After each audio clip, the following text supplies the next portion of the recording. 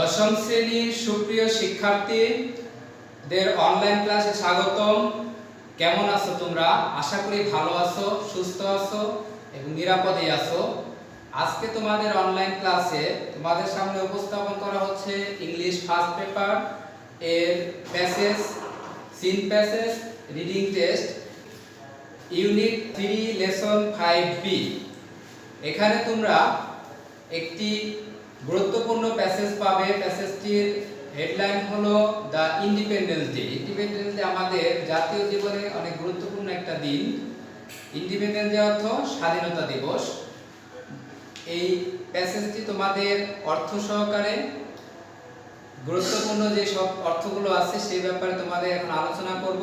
তোমরা টেক্সট বইটি সামনে নিবে এবং এটা প্র্যাকটিস করার জন্য প্রস্তুতি গ্রহণ করো। 26 March, our Independence Day, is the biggest state festival. 26 March আমাদের জাতীয় জীবনের সবচেয়ে বড় উৎসব। The day is celebrated every year in the country with great enthusiasm and fervor. এই দিনটি, the day is celebrated every year, প্রত্যেক বছর দিনটি উদযাপন করা হয় অনেক উৎসাহ এবং উদ্দীপনার মধ্যে দিয়ে। এখানে দেখো, ইনথুজিয়াজম অর্থ হলো প্রবল উৎসাহ এবং ফারভার অর্থ উৎসাহ উদ্দীপনা, দুটো একসাথে মিলে উৎসাহ উদ্দীপনা অর্থ প্রকাশ করে। It is a national holiday, এটা একটা জাতীয় ছুটির দিন বা বন্ধের দিন। All offices, educational institutions, shops and factories remain closed on this day. সব অফিস, শিক্ষা প্রতিষ্ঠান, দোকানপাট এবং কলকারখানা এই দিনে বন্ধ থাকে। The day begins with 31 gunshots. দিনটি 31 বার তোপধ্বনির মাধ্যমে শুরু হয়। 31 বার তোপধ্বনি হলো সশস্ত্র বাহিনী 31 বার বন্দুকের আওয়াজ করে দিনটি শুরু করে। Early in the morning, the President and the Prime Minister, on behalf of the nation, place floral wreaths. দিনের শুরুতে প্রেসিডেন্ট, মাননীয় রাষ্ট্রপতি এবং মাননীয় প্রধানমন্ত্রী জাতীয় স্মৃতিসৌধে at the National Memorial at সাভারের জাতীয় স্মৃতিসৌধে পুষ্পস্তবক অর্পণ করেন। আদার পলিটিক্যাল লিডার্স, অন্যান্য রাজনৈতিক ব্যক্তি বর্গ, পলিটিক্যাল পার্টিস, রাজনৈতিক দল, ডিপ্লোম্যাটস হলো কূটনীতিক, সোশ্যাল অ্যান্ড কালচারাল অর্গানাইজেশন, সামাজিক এবং সাংস্কৃতিক সংস্থাগুলো, অ্যান্ড ফ্রিডম ফাইটার্স, মুক্তিযোদ্ধা, pay homage to the martyrs, তারা কি করে? শহীদদেরকে শ্রদ্ধাঞ্জলি অর্পণ করে। তোমরা অনেকেই জাতীয় স্মৃতিসৌধে গিয়েছো সাভারে, এটা আমাদের ঢাকা থেকে খুব নিকটেই, ঢাকা জেলাতে অবস্থিত, ঢাকা শহর থেকে খুবই কাছে। তোমরা সময় পেলে যেয়ে দেখে আসবা। Cultural organisations, all walks of life also go there in rallies and processions.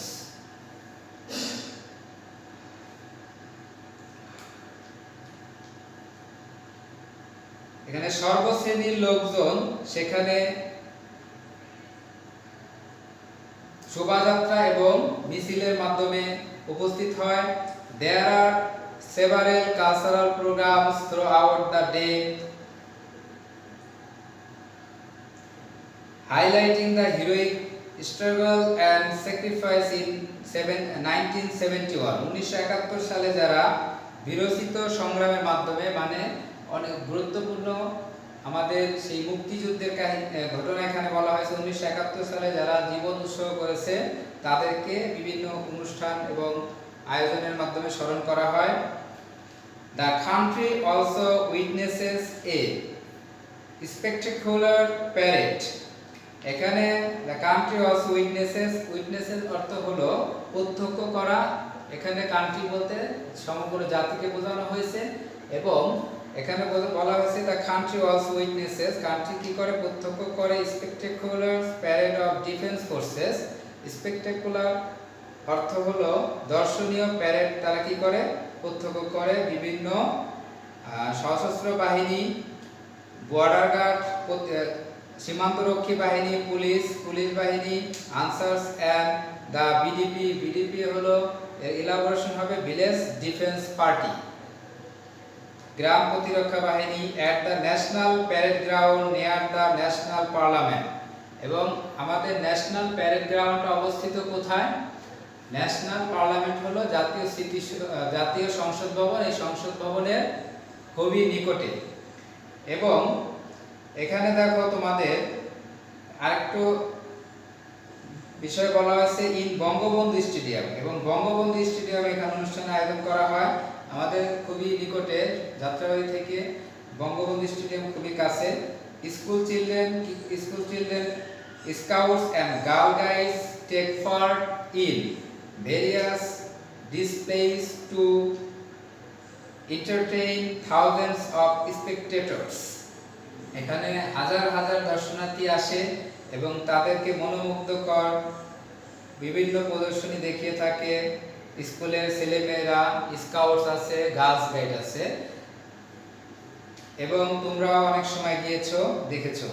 Educational institutions also organise their individual programmes, এবং শিক্ষা প্রতিষ্ঠানগুলো আলাদা আলাদাভাবে তাদের বিভিন্ন অনুষ্ঠান আয়োজন করে। Sports meets and tournaments are also organized on the day, including the exciting boat race in the river Buriganga. ক্রীড়াবিদ এবং প্রতিযোগিতার বিভিন্ন পর্যায়ে বুড়িগঙ্গা নদীতে চমকপ্রদ নৌকা বাইচের আয়োজন করা হয়। ইন দ্য ইভিনিং, সন্ধ্যাবেলায় all major public buildings are illuminated with colorful lights। আমাদের যত গুরুত্বপূর্ণ ভবন আছে সেগুলো চমৎকার লাইট দ্বারা আলোকিত করা হয়। বাংলা একাডেমি, বাংলাদেশ শিল্পকলা academy and other socio-cultural organizations hold cultural functions। এখানে বাংলা একাডেমি, বাংলাদেশ শিল্পকলা academy and other socio-cultural organization hold cultural functions, তারা কি করে, বিভিন্ন রকম সাংস্কৃতিক অনুষ্ঠানের আয়োজন করে। Similar functions are also arranged in other places in the country। একই রকম বিভিন্ন রকম সাংস্কৃতিক অনুষ্ঠান দেশের বিভিন্ন জায়গায় প্রদর্শনী হয়ে থাকে। এখানে দেখো তোমাদের এই প্যাসেজের উপর 7 মার্কসের মাল্টিপল চয়েস কোশ্চেন এবং 10 মার্কসের অ্যানসারিং কোশ্চেন হয়ে থাকে। অ্যানসার দা ফলোইং কোশ্চেন, আমাদের 5টি কোশ্চেন থাকবে, কোশ্চেনে অ্যানসার করতে হবে। Choose the correct answer from the alternatives, মানে হলো মাল্টিপল চয়েস কোশ্চেন। এখানে আমাদের 7টি কোশ্চেন থাকে। আমি একটি সহায়ক বই থেকে তোমাদের কিছু মাল্টিপল চয়েস কোশ্চেনের উপর ডিসকাস করতেছি। তোমরা এই কোশ্চেনগুলো মনোযোগ সহকারে শুনবে এবং সেই অনুযায়ী প্র্যাকটিস করবে। আশা করব তোমরা সবাই মনোযোগী হবে। এখানে 1 নাম্বার যে কোশ্চেনটি আমি সাজিয়েছি সেটা এখানে আছে ইলুমিনেট স্ট্যান্ডস ফর। এখানে আমাদের ফিল ইন দ্য ব্ল্যাঙ্কস এর মতো আছে এবং 4টি মাল্টিপল চয়েস দেওয়া আছে। আমরা সঠিক উত্তরটি বের করব। Illuminate stands for light. এখানে যে সঠিক উত্তরটি আছে সেটা হবে লাইট। ইলুমিনেট অর্থ হলো আলোকিত করা, লাইট অর্থ আলোকিত করা বা আলো জ্বালানো।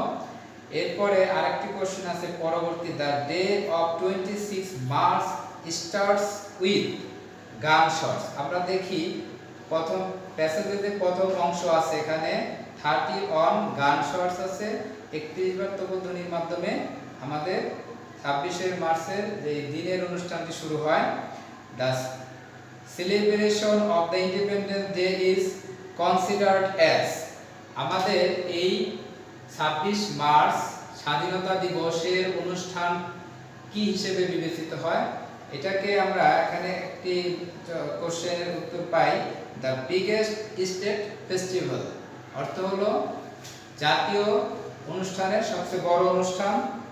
এরপরে দেখো আরেকটি কোশ্চেন আমরা এখানে পাই, the independence day is celebrated annually. এটা বাৎসরিকভাবে উদযাপিত হয়, প্রতি বছরই 26শে মার্চ অনুষ্ঠানটি উদযাপিত হয়ে থাকে। All the people gather at National Museum on 26 March to এই 26 মার্চের অনুষ্ঠানে জাতীয় স্মৃতিসৌধে লোকজন কিসের জন্য উপস্থিত হয়? Give due admiration. তারা কি করে? শহীদদের প্রতি সম্মান প্রদর্শনের জন্য সেখানে উপস্থিত হয়। এরপর আমি আরেকটি কোশ্চেন বলছি, পরের যে কোশ্চেনটি আছে, মোট 7টি কোশ্চেন হবে। এরকম 7টি কোশ্চেনের একটি প্যাটার্ন আমি নিয়েছি, তোমরা দেখো। আর diplomat is a person who, আমি এখানে দেখছি যে ডিপ্লোম্যাট আছে। ডিপ্লোম্যাট হলো কূটনীতিক। কূটনীতিক হলো যারা বিদেশি বিভিন্ন দেশের প্রতিনিধি, আমাদের দেশে প্রতিনিধি হিসেবে থাকে, তাদেরকে ডিপ্লোম্যাট বলা হয়। এই ডিপ্লোম্যাট মানে কূটনীতিক। তারা কি করে? এখানে মাল্টিপল চয়েস কোশ্চেনের উত্তরে আমরা পাই রিপ্রেজেন্টস হিজ ওন কান্ট্রি, মানে হলো তার দেশের প্রতিনিধিত্ব করে থাকে। তোমরা অর্থ সহকারে পড়তে পারলে সবচেয়ে ভালো হবে এবং প্রত্যেকটা সেন্টেন্সই অর্থ বুঝে বুঝে পড়ার চেষ্টা করবে। এরপরে দেখো আরেকটি কোশ্চেন আমি তোমাদের বলছি, the personalities who place floral wreaths first at the national museum at Savar আর। সাভারে সর্বপ্রথম কোন ব্যক্তিত্ব তাদের পুষ্পস্তবক অর্পণ করেন বা পুষ্পমাল্য অর্পণ করেন? এখানে দেখো রিডস, ফ্লোরাল রিডস হলো পুষ্প বা ফুল দিয়ে তৈরি যে স্তবক গোল করে বানানো হয়, এবং সেটা আমাদের স্কুলে যখন জাতীয় দিবসের অনুষ্ঠান আমরা পালন করি সেখানে আমরা এইরকম চাকার মতো যে গোল পুষ্পস্তবক আমরা অর্পণ করি, সেটা হলো রিডস, ফ্লোরাল রিডস ইংলিশে বলা হয়। এরপরে দেখো এটা আমরা কাদেরকে দেখি সর্বপ্রথম পুষ্পস্তবক অর্পণ করতে জাতীয় স্মৃতিসৌধে? The president and the prime minister. President and the prime minister হলো আমাদের দেশের প্রথমেই তারা এটা এখানে প্রদর্শন করে। এখন দেখো তোমাদের এই প্যাসেজের উপর ভিত্তি করে, সিন প্যাসেজের উপর ভিত্তি করে সবচেয়ে গুরুত্বপূর্ণ যে বিষয়টি আসবে সেটা হলো 5টি কোশ্চেন অ্যানসার করতে হবে। এবং 5টি কোশ্চেন অ্যানসার করার ক্ষেত্রে আমি এখানে বোর্ডে দেখো 5টি কোশ্চেন তোমাদের জন্য উপস্থাপন করেছি এবং সেই অনুযায়ী তোমাদেরকে অ্যানসার লেখার পদ্ধতিটাও দেখিয়ে দিয়েছি কিভাবে লিখতে হবে। তোমরা খাতা কলম নিয়ে প্রস্তুত থাকো এবং এই ক্লাসের সময়ের মধ্যে তোমরা সেটাকে প্র্যাকটিস করতে চেষ্টা করবে। এখানে দেখো আমি যে অংশটা প্রথমে লিখেছি সেটা হলো এ নাম্বার। এখানে তোমাদের বইয়ের মধ্যে বা কোশ্চেনে যখন পরীক্ষা আসবে অ্যানসার দা ফলোইং কোশ্চেনস, নিচের প্রশ্নগুলোর উত্তর দাও এবং তোমরা কি করবা? শুধুমাত্র উত্তরগুলো লিখবা এবং কোশ্চেন দেখে দেখে উত্তরগুলো লিখবা। আমাদের এখানে গ্রামারের অনেক গুরুত্বপূর্ণ বিষয়গুলো উপস্থাপন হয়ে থাকে, তোমরা খেয়াল করে দেখবা এবং সেই অনুযায়ী লিখবা। দেখো প্রথমে এ নাম্বার কোশ্চেনটা আমি নিছি, হু ফট ফর আওয়ার লিবারেশন। অর্থ হলো লিবারেশন অর্থ হলো মুক্তিযুদ্ধ, এবং হু ফট কারা যুদ্ধ করেছিল। এখানে আমরা উত্তরটা এইভাবে সাজিয়েছি, দেখো people from all walks of life fought for our liberation. আমাদের মুক্তিযুদ্ধের জন্য তারা এখানে যুদ্ধ করেছিলেন, আইদার ডিরেক্টলি অর ইনডাইরেক্টলি। তারা কি করছে? সরাসরি করছে, কেউ প্রত্যক্ষভাবে কেউ পরোক্ষভাবে। এখানে ডিরেক্টলি হলো প্রত্যক্ষভাবে, ইনডাইরেক্টলি অর্থ পরোক্ষভাবে। তাহলে আমরা পাইলাম যে ফট শব্দটিকে দেখো এখানে এটা পাস্ট ফর্মে আছে V2। আমাদের এখানে সাবজেক্ট হলো এই পর্যন্ত এবং এই অংশটা দেখো people from all walks of life. ফট শব্দটা এখানে আমরা বসিয়ে দিয়েছি, fought for our liberation either directly or indirectly. এখানে প্রত্যক্ষ বা পরোক্ষভাবে অনেকে যুদ্ধ করছেন, কিন্তু but the freedom fighters actively fought for the sake of our liberation, আমাদের এই মুক্তিযুদ্ধের জন্য যারা সরাসরি যুদ্ধ করছেন তারা আমাদের মুক্তিযোদ্ধা এবং তারাই আমাদের এই যুদ্ধটাকে অনেক ভালোভাবে পরিচালনা করে আমাদের দেশকে স্বাধীন করেছেন। এরপরে আমি আরেকটা কোশ্চেন নিয়েছি, দেখো how is the independence day observed, কিভাবে স্বাধীনতা দিবস উদযাপন করা হয়। এখানে দেখো ইজ আছে ভার্ব, এখানে আছে অবজার্ভড, এই দুটো ভার্ব এখানে দেখো ইজ এর পরে যদি ভি3 থাকে এটা আমাদের ভি3, তাহলে এটা প্রেজেন্ট ইনডিফিনিট টেন্সের প্যাসিভ ফর্মে হয় এবং প্যাসিভ ফর্মে আমাদের অ্যানসার করতে হবে। দেখো দ্য ইন্ডিপেন্ডেন্স ডে 26 মার্চ, এটা হলো সাবজেক্ট ইজ অবজার্ভড, দেখো ইজ এর পরে অবজার্ভ বসছে, অবজার্ভ অর্থ হলো উদযাপন করা, is observe across the country with due respect, যথাযোগ্য মর্যাদায় তারা কি করে এই দিনটি উদযাপন করে। এরপরে দেখো আরো কিছু কথা তোমরা লিখে দিতে পারবে, যেহেতু এটা তোমাদের একটু ডিসকাস করে লিখতে হয়।